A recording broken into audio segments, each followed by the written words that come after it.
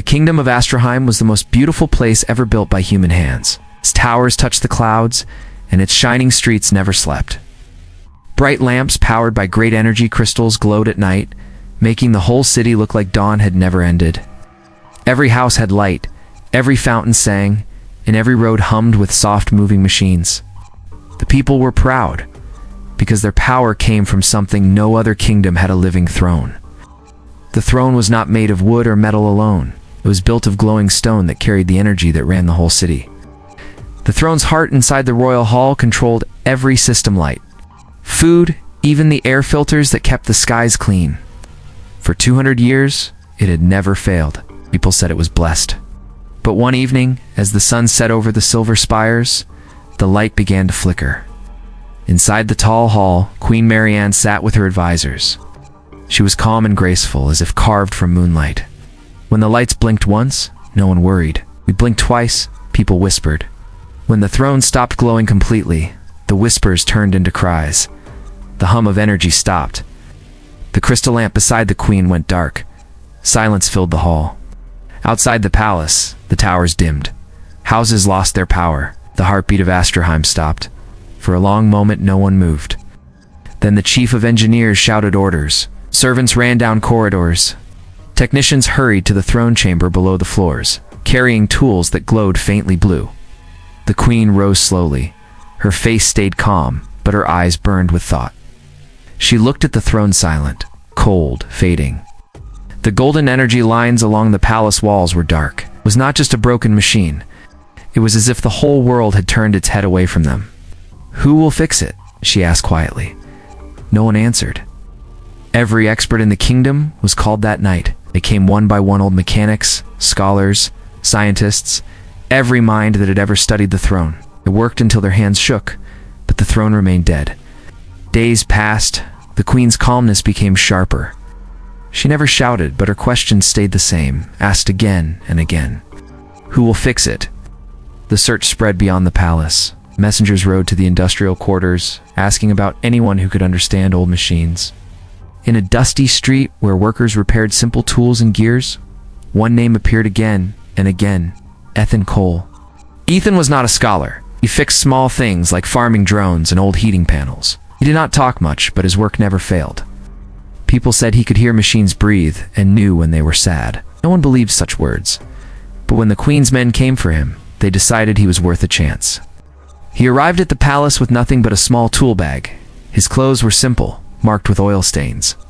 Guards looked at him in doubt, but Queen Marianne gave only one short nod. "Let him in," she said. Ethan walked into the great hall where the throne sat like a sleeping giant. Golden dust lay on its base. Its glow had turned to gray. He stood still for a while, studying it with steady eyes. The courtiers whispered at the sight of a common man standing before the seat of power. But Ethan didn't seem to notice the crowd. He stepped closer and ran his hand along the stone, feeling the fine cracks. "This is no ordinary break," he said softly. The queen tilted her head. "Can you fix it?" Ethan looked at the quiet light lines. "Maybe," he said, "but it will need more than tools."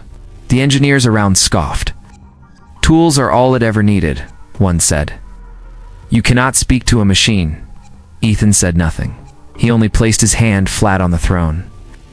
It was cold, but he smiled faintly as if he heard something far away. That night, the queen ordered everyone to let him work, and he whispered that she was risking the crown's dignity on a fool. But she ignored them. She had seen something in Ethan's calm courage that did not come from rank or training, but something older, something quietly human. As the night deepened, Ethan began his work, opened the throne's base, and spread his small tools. Faint sparks flickered around him, but he moved slowly and gently, repairing each line with patience, almost with respect. The queen did not leave. She watched from her seat, surrounded by dark walls that still held the faint scent of energy and light. The soft hum of tools filled the chamber, and for the first time since the failure, hope stirred in the shadows of Astraheim. The palace stayed quiet through the long night. Only the small blue light from Ethan's tools flickered across the marble floor. The queen sat beside the throne, still and silent, watching him as if afraid even her breath might break his focus. Everyone else had been sent away. The wide hall that once echoed with voices now held only the sound of metal, faint as raindrops. Ethan worked slowly, his movements careful and patient. He traced each wire, each tiny channel of light, his fingertips reading them like a map. His eyes did not rush. Sometimes he stopped for long moments with his hand on the stone, listening, as if the throne whispered something no one else could hear. The queen finally spoke. "Tell me what you see." He looked up at her, still calm. "It is not broken the way people think," he said. "It is locked away. The heart of it remembers something, but no one is listening anymore." Those words surprised her. She had heard every clever explanation from her scientist numbers, diagrams, and long theories, but no one had ever said the machine could remember. She leaned forward slightly. "What does it remember?" Aten smiled faintly. "The people who made it. It remembers why they built it, to help, not to command. Over time, we made it only serve the throne, forgot that it was made to serve everyone." The queen lowered her eyes for a moment, so it turned away from us. He nodded. "Machines follow purpose. When they lose it, they wait. That's what this one is doing. It's waiting to be understood again." For hours he kept working, every move gentle. He replaced small parts, cleaned connections, and whispered to himself words no one else could catch. The queen watched his face in the light, looked tired, but there was peace in his work, as if fixing things was not a duty, but a kind of song. At some point before dawn, she stood from her seat and walked closer. "You speak of this throne as if it is alive," she said. "You make it sound like it has feelings." Ethan glanced up at her. "Don't you think everything we build keeps a piece of us in it? When you hold a crown, it carries your will. When you rule, your choices shape the city. Machines are not alive, but they remember what we put into them." His words were simple, yet they touched something in her heart. She had spent her whole life surrounded by brilliance and knowledge, yet no one had ever explained the world to her in such plain truth. The light outside grew pale. The first signs of morning crept through the glass ceiling, turning the marble floor silver. The queen's attendants waited behind the closed doors, holding their breath. Everyone was afraid to ask if the throne would rise again. Finally, Ethan sat back, his hands resting on his knees. "It's ready," he said softly. The queen looked at the throne. It was still dark, but cleaner now, the cracks gone. A thin line of golden light pulsed along its side, dim but steady. "Will it work?" she asked. He shook his head slightly. "Not yet. It needs something from you." She frowned. "From me?" "Yes," he said. "It was built to connect with whoever sits upon it. You must give it permission to wake. It will answer if it feels truth." The queen hesitated, glancing at the silent walls. No one had ever spoken to her this way. For a moment she thought of the engineers outside, ready to laugh at his strange way of fixing things.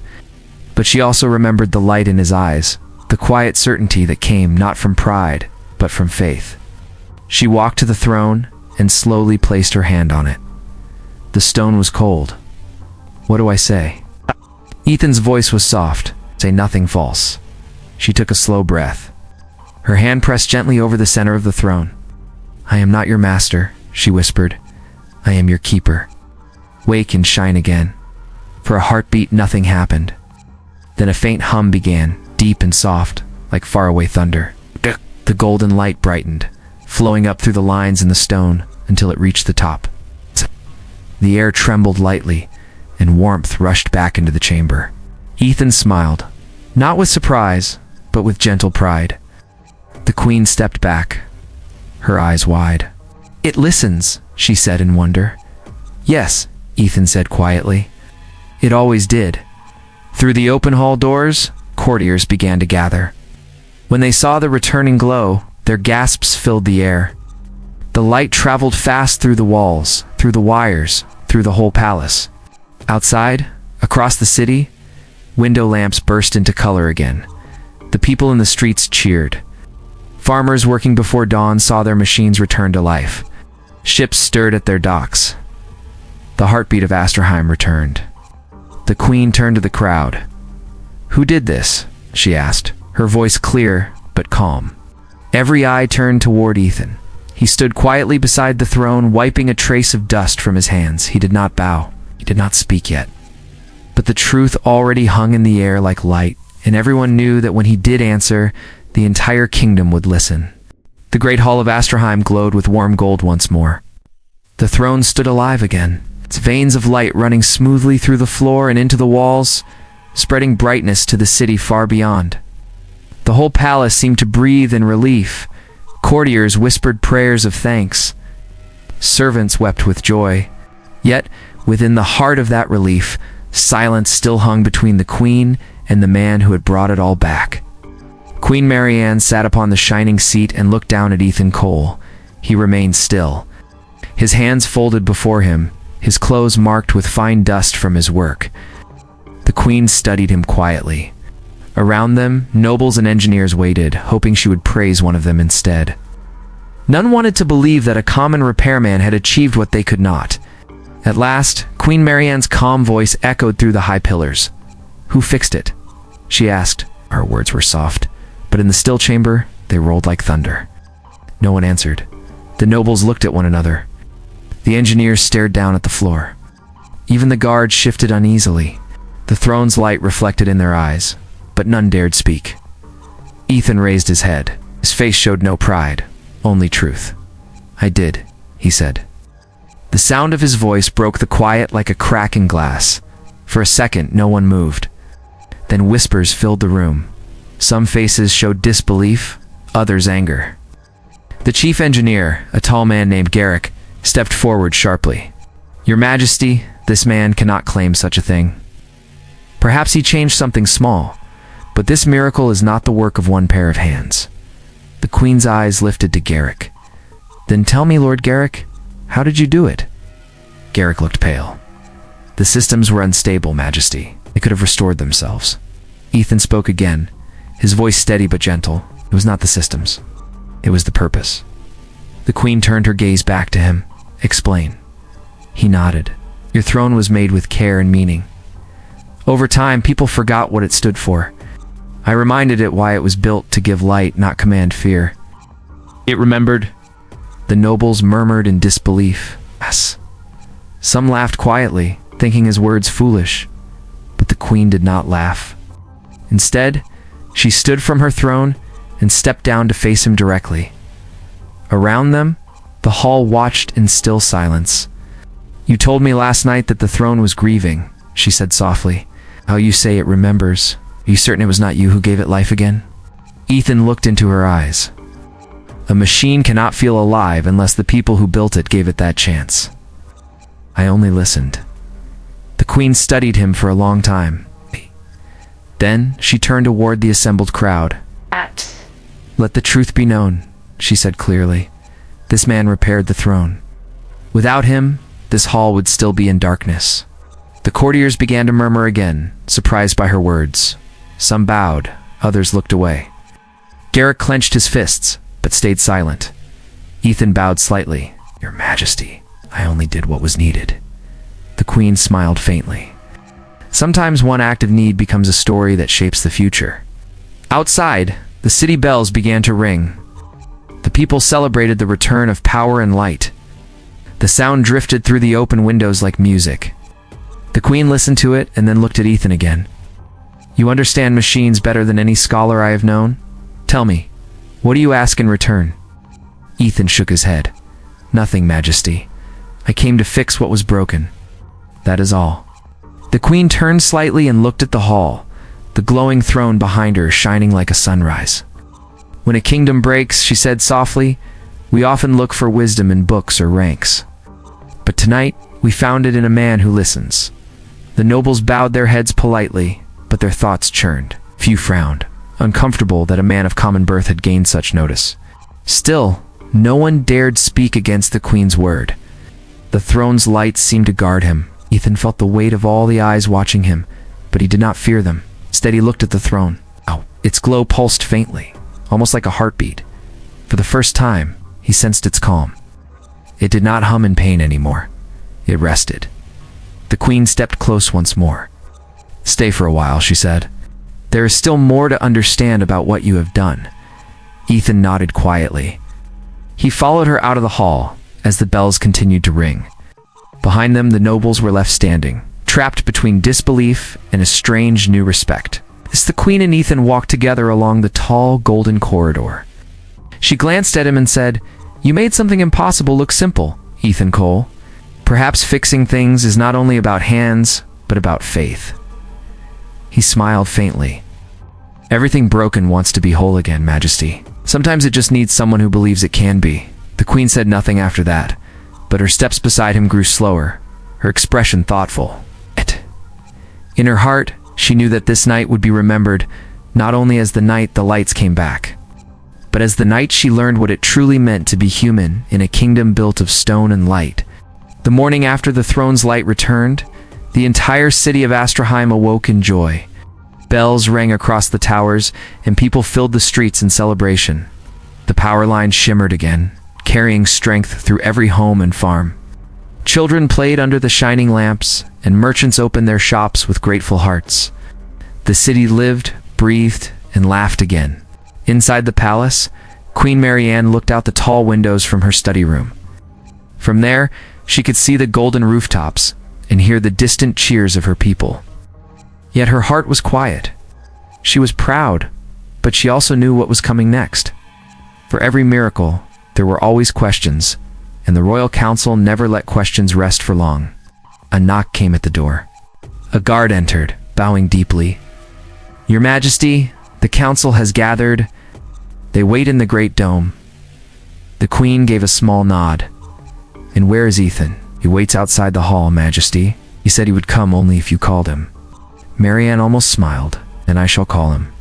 Moments later, the sound of footsteps echoed through the marble corridor as she walked toward the great dome. It was a round chamber lit by clear glass above, where sunlight danced over the council table. Round it sat the lords, scholars, and ministers, men and women of high knowledge and rank. Their faces looked grim. The far side stood Ethan, quiet and patient. His hands were clean now, though a trace of the night's dust still hid beneath his nails. He did not bow too deeply, only enough to show respect. The council looked at him as if he were a puzzle they could not solve. Lord Garrick, the chief engineer who had challenged him earlier, rose to his feet first. "Your Majesty, we thank you for summoning us. We must speak honestly today. The restoration of the throne cannot be left unexplained. For the safety of Astraheim, we must know how it was done." The Queen's gaze rested on him. "And yet you already know who did it." "Yes," Garrick said stiffly, "but we do not know how. This man claims he spoke to the throne. He used no approved tools, no proper process, no scientific method. Perhaps he disturbed the old systems, and they may break again. We must be cautious." The Queen looked at Ethan. "You may answer if you wish." Ethan took a breath and spoke clearly, though his voice was gentle. "I did not change what was already built. I only reminded it why it was built. Machines need reason. Without it, they turn silent." His words made some council members murmur in disbelief. Lord Garrick frowned. "That is not an answer. Machines have circuits, not hearts. They do not remember. You insult years of learning with such talk." Ethan met his eyes calmly. "I did not insult your learning, sir. I only added feeling to it. Knowledge without care is a shell.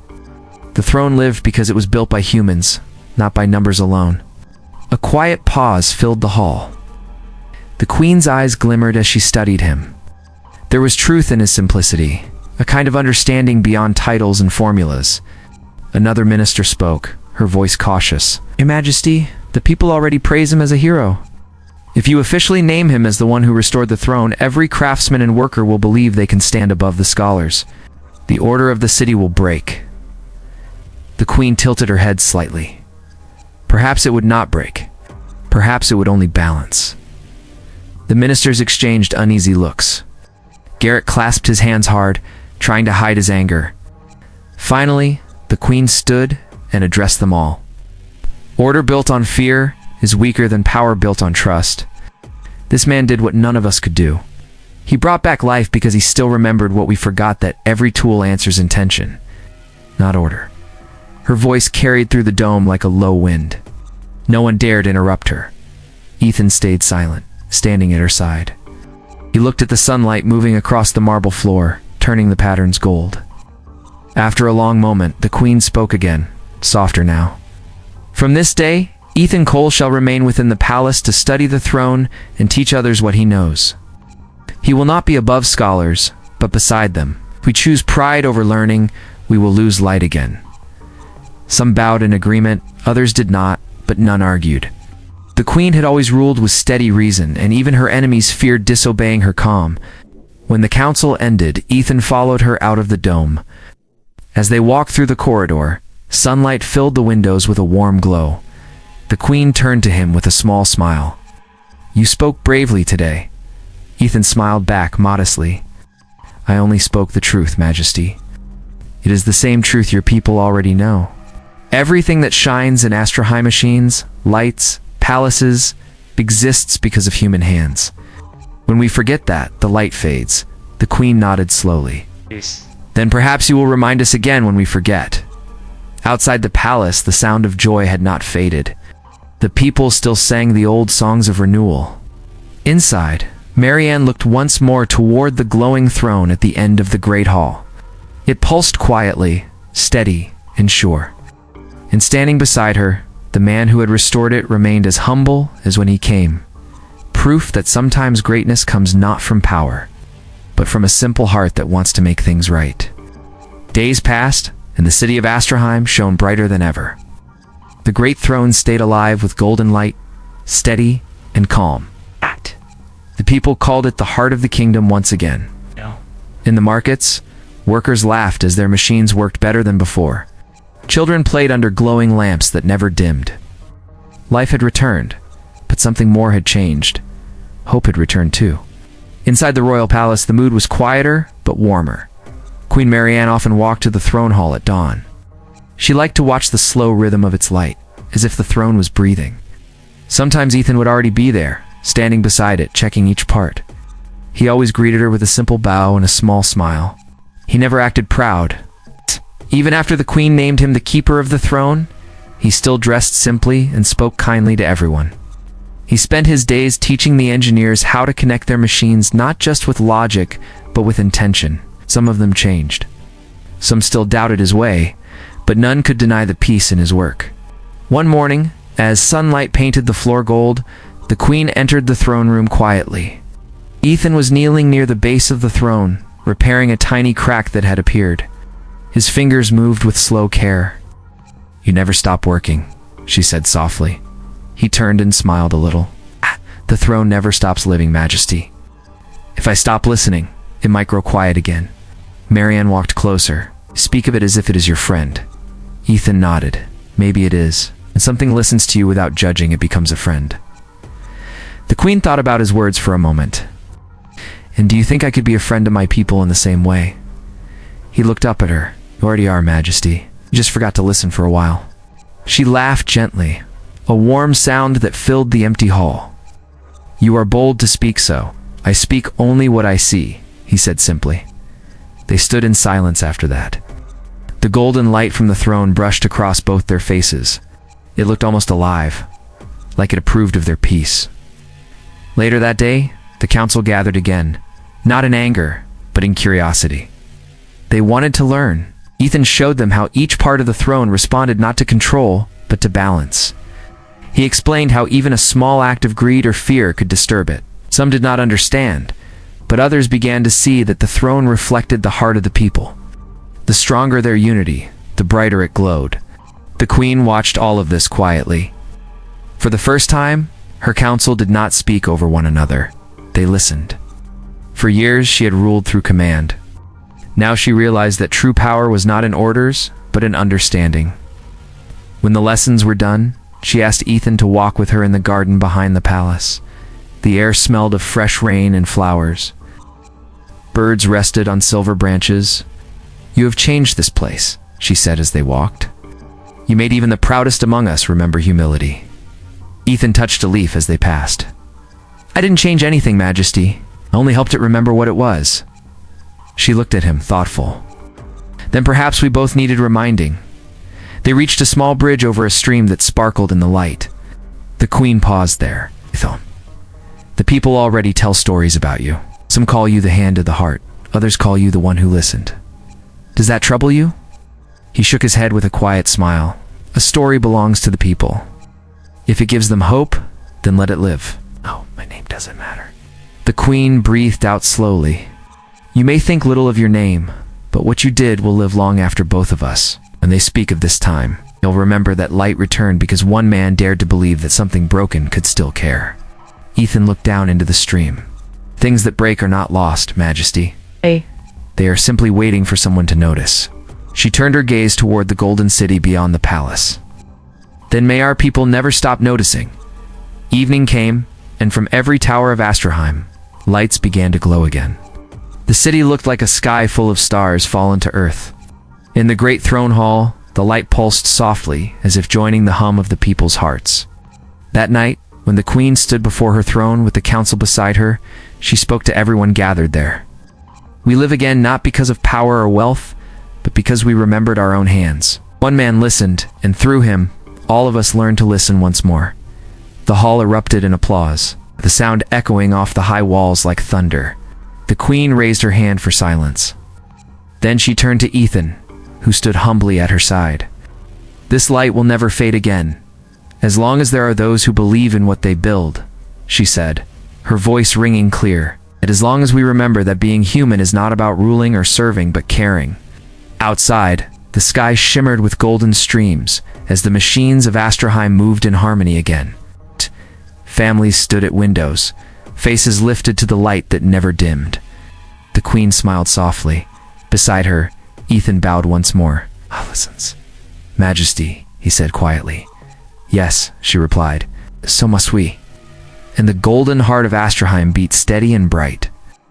A reminder that what humans make with understanding will always outshine what they build with pride.